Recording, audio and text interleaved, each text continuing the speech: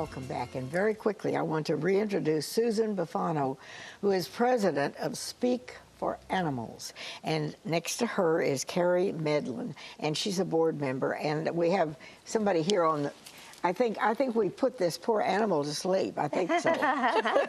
She's resting down there. But anyway, we're talking about animals and care and commitment and all the things that matter.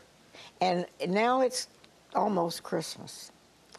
And it's tempting to think, oh, wouldn't it be wonderful to have a puppy for Christmas? And think of the excitement with the children.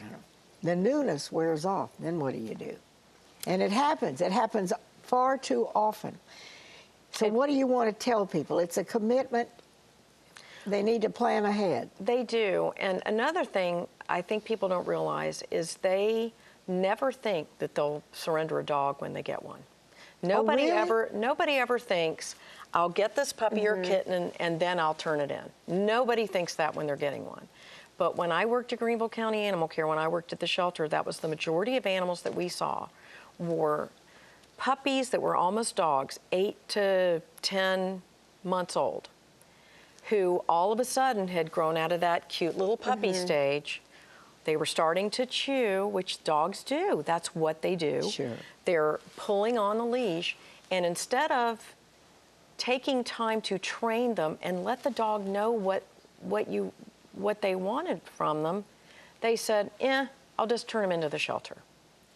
And it was very sad because if they had trained their dog or their kitten, but specifically with dogs, if they'd trained their dog, if they'd gone to a trainer, if they'd made that investment to go to a dog trainer and let the trainer show them how to teach the dog to walk nicely on the leash and to not chew.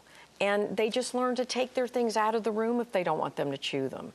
Or maybe crate train them, that sort of thing, house train them, really work with them, then they wouldn't have to turn that animal in. But we saw it time after time, Peggy, and it was very, very sad because those dogs, it was never the dog's fault that they got turned in. It was always the human's fault, Peggy. Of course, yeah. Yeah. And not only that, that they're a lifetime, you know, and that if you're going to adopt a dog and a cat, and of course there's nothing more wonderful, you should always adopt from a shelter or a rescue group, because then you're going to get an animal that's healthier, you're going to get an animal that's been spayed or neutered. I want to bring that up. If you go and adopt an animal from the shelter, right? The animal has been neutered, spayed or neutered. It's had shots. They're not going to let sick animals be adopted. Right. So you're guaranteed that you're going to have an animal that is okay. Right. I mean, there's certain things, just like with humans, something can happen and an animal might get sick, and sometimes they get a cold, you know, from being at the shelter. But what you're going to find is a dog or cat that needs you, just like your kitten did, that needs you, is going to be more appreciative. And it really is just the best use to give back. Why buy from a breeder who's is just trying to make money? Adopt from a shelter where an animal really needs you. And I agree. And most of the time that's very reasonable. Yes, very reasonable.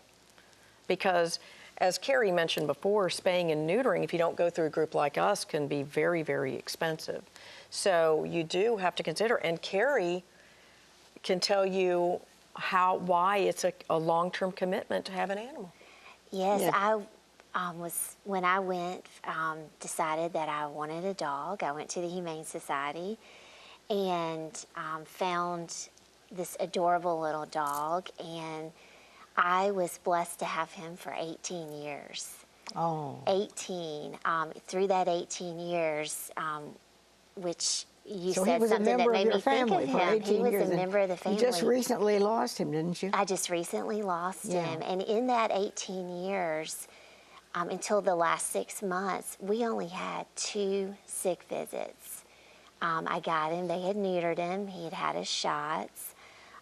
Just a wonderful dog. He went through life changes with me, and I think that's another thing that sometimes I think people don't think of when they adopt an animal, that, you know, even when you have children, and, you know, it's still your pet, and those are things that sometimes I think get overlooked. We see a lot of that where, as families expand, they don't have room for their pet. And that's hard. That's so hard for a dog, because they don't understand. And I think they innately want to please. And, you know, sometimes I don't think people realize that when that new baby comes along, that with the proper training, as Susan talked about, you know, dogs and cats are very open to families expanding. They just need that little bit of training on how, you know, what the boundaries are. And so that would be another thing I was thinking of as we were talking about time. 18 years, you know, I look back at my life, a lot happens in 18 years. And, you know, they're wonderful. I took him to training, and, you know, the first thing the trainer told me was dogs innately want to please, and given the tools to do so, they will. So you have to be sure that you have, if you're going to have a dog, they have to have a place they can go outside and run a fence. Or I always shudder when I see dogs chained. That's very upsetting to me. It is, and it's not fair for the dog, and it's also potentially a recipe for disaster. Because if they're out there too long, just if we can imagine if it were to happen to us, what we would be like if we were on a chain. We would eventually, our minds, we can't tolerate that. Dogs can't tolerate that. They can't tolerate having to defend this one little area, and they're just a target. That's the other thing people don't realize. They may think, well, I'll just stick my dog outside and it can on a chain, and it can bark when somebody comes up. Well, it's more than that. Another dog, if another dog runs in there, it's going to try to defend its territory. They could get into a fight. It can't get away. It realizes it's helpless. And it can make them really lose their mind. If they're out there long enough, it's going to really erode their mind. And then you can't blame the dog if it ends up biting somebody or something, because it just can't take it anymore. Well, now, Speak for Animals, I know you go into schools and churches, and you try to make people aware of some of the situations and the problems that are existing and how we can solve them. We do. We just think, you know, the first thing to do is to have your animal spayed or neutered so you don't end up with an unwanted litter of puppies or kittens that you then have to deal with, and also so that it's healthier for your animal. So that's our primary, and getting the vaccinations that they need, because like Cary said, we do those automatically with a spay or neuter, and we don't charge for that. So, you know, what we do want to we want to help all the way through the dog's life. So we think it's just as important to make sure that that people are aware that there's so many responsibilities. Like you said, Peggy, you took the kitten in. You've had that kitten for 12 years, and look at the smile on your face. Every time you think of Kitty, you just love Kitty. And we want that to be for, you know, for everybody. We'll get people to call us and go, I'm just sick to death of this. My dog keeps having puppies. Well, there's an easy solution to that. It's not the dog's fault it was having puppies. It's that the dog wasn't spayed. So once you can spay the dog, it'll help calm the dog down, especially if it's a male. And we'll have people say, my dog's jumping the fence all the time to go chase dogs that are in heat. Okay, now, we have a phone number for Speak for Animals, and we've hopefully, you know, it's on the screen and you'll get it. If you need some help with what you need to do, you can call that number, Speak for Animals. Now, you are not a shelter. We're not a shelter. You don't take animals in. Right. But then you talk about the spay and neutering program. So how does that fit in? Do you help people take their animal to have it spayed, or how do you do this?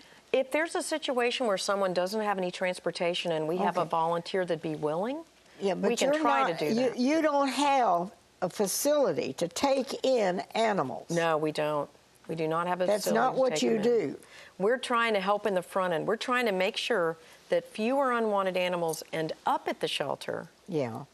because we spay or neuter them, or we give people information on how they should, coexist with their animal. Well, when you say we spay or neuter them, but you don't, people don't understand. They think they can bring their animal to you. No. Well, yeah, what we do is we have a tremendous group of veterinarians who help us by providing low-cost spay and neuter.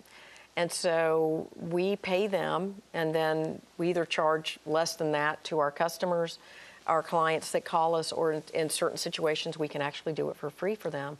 But they would be responsible in most cases to get them to their veterinarian. So if somebody needs some help with spay or neutering, or maybe finding a home for a pet, I mean, here we are at almost Christmas time, and we don't want to see people in a situation that's difficult, or we don't want to see animals where they're not properly cared for. Absolutely. So that you can call that number, 430-1142, and I'll keep that number here. But you're there to help. We're there to help however we can. And I know you go into churches and schools and into the community and give programs to help people know what the problems are and how we can solve these problems. Absolutely, and anybody can call that number. That happens to be my cell number. So anybody can call me. Okay. And if I don't pick up, you just leave a message and just say, hey, our church would love to have you come in.